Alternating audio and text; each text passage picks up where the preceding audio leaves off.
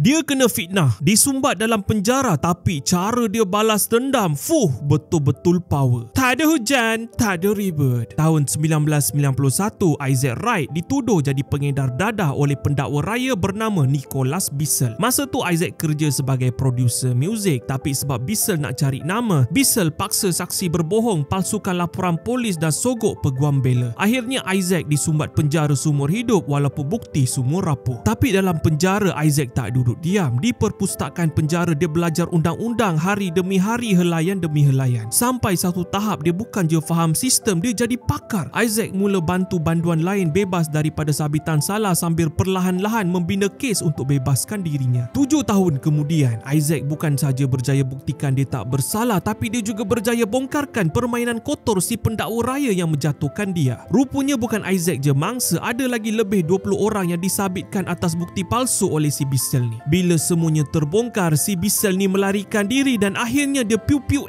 dirinya sendiri. Semua harta miliknya disita kerajaan. Sementara itu, Isaac Wright akhirnya dibebaskan selepas 7 tahun dalam penjara. Tapi kisah Isaac tak berhenti di situ. Lepas sabitannya dibatalkan, dia sambung belajar, ambil ijazah undang-undang dan akhirnya jadi peguam. Beberapa tahun kemudian, pada 3 Oktober 2017, dia angkat sumpah di mahkamah yang sama yang dulu menjatuhkan hukuman ke atas dia. Dulu dia dijatuhkan hukuman, hari itu dia menegakkan keadilan. Kisah dia ni kemudian jadi inspirasi kepada siri For Life terbitan Si 50 Sen.